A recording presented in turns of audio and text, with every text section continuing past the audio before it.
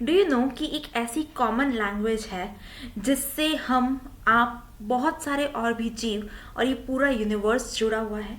ना सिर्फ इस कॉमन लैंग्वेज से हम सभी जुड़े हुए हैं, बट आपकी जो भी विशेस आप पूरी करने के लिए कहीं प्रे करते हैं या फिर उसके लिए बहुत डीपली अंदर डिज़ायर करते हैं, और वो इच्छा जब पूरी होती है तो वहाँ पे बेसिकली आपने उस यूनिवर्सल लैंग्वेज को नोइंगली या अननोइंगली यूज़ करके यूनिवर्स को कम्युनिकेट किया होता है, जिस वजह से आपकी वो इच्छा पूरी होती है। जस्ट इमेजिन, अगर आपको पता चल जाए कि वो यूनिवर्सल लैंग्वेज क्या है, और अब तक जिसको आप नोइंगली या अननोइंगली यूज़ कर रहे थे उसको अगर आप कॉन्शियसली यूज़ करने लग जाए, तो आप एग्जैक्टली जो चाहते हो, जैसा चाहते हो वैसा अपनी लाइफ के अंदर एक्सपीरियंस इनवाइट कर सकते हो। So what is the language of universe? The language of universe is not your thoughts, या फिर हिंदी या इंग्लिश इस तरह की कोई लैंग्वेज नहीं है। यूनिवर्स की जो लैंग्वेज है, अगर एक शब्द में कहूँ तो इट इज़ योर इमोशंस, आपकी भावनाएं। जस्ट इमेजिन, आपके घर के अंदर अगर कुछ आप फ्लावर्स के प्लांट्स आपने लगा रखे हैं, अगर घर के अंदर का माहौल जो है वो थोड़े दिन स्ट्रेसफुल रहता है, तो यू विल फाइंड कि वो जो फ्लावर्स हैं वो भी धीरे धीरे मुरझाने लगेंगे। और जिन दिनों घर के अंदर का माहौल बहुत ही ज़्यादा ब्लिसफुल रहता है, चीयरफुल रहता है, यू विल फाइंड कि वो जो फ्लावर्स हैं वो भी ब्लूम करने लगेंगे। And same thing happens with the pet also. घर के अंदर अगर पालतू जानवर हैं तो उनके ऊपर भी इफेक्ट पड़ता है। सो डू यू थिंक कि वो सब हमारी बातें सुन करके उस वजह से इस तरह से मायूस हो रहे हैं या खुश हो रहे हैं? No, that is not the case. The fact of the matter is this कि जब हम किसी चीज़ का थॉट क्रिएट करते हैं और ओवर एंड ओवर जब वो थॉट क्रिएट होता है तो साथ में कुछ इमोशंस जनरेट होते हैं। और ये जो इमोशंस हैं, अगर लगातार हम अच्छे इमोशंस को महसूस करते हैं तो हम अपने आसपास उन प्लांट्स को, उन फ्रूट्स को, उन पेट को ये मैसेज दे रहे हैं कि we are happy and we want the same from you. Because जिस तरह का इमोशन हम फील करते हैं, यूनिवर्स के लिए that acts as a message कि आपको लाइफ में क्या चाहिए। तो उसी मैसेज को जब आप यहाँ से निकालते हो तो यूनिवर्स ग्रैब्स इट कि ओके, ये पर्सन बहुत चेयरफुल है, बहुत ब्लिसफुल है, यानी कि इसको और ज़्यादा यही चाहिए। उस एक सिंपल इमोशन पे तथास्तु आता है।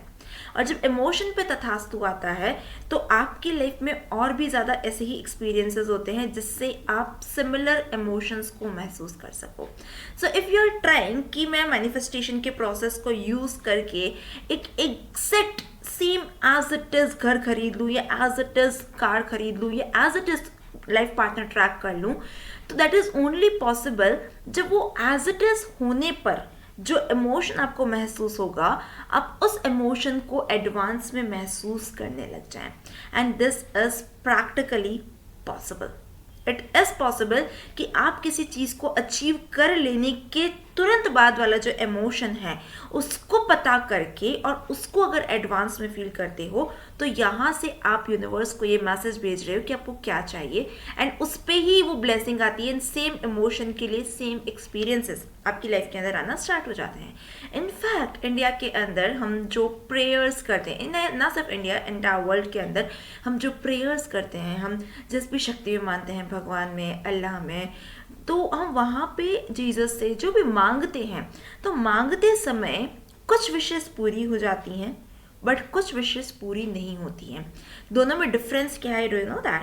द डिफरेंस इज दिस कि जो इच्छाएं मांगते समय आप अंदर से उस चीज़ को क्लियरली देख पा रहे हो और उसके अचीवमेंट पे जो इमोशन आपको महसूस होगा, जब आप डे टू डे लाइफ में उस इमोशन को महसूस कर पा रहे होते हो, तो ऐसी इच्छाएं जल्दी पूरी हो जाती हैं।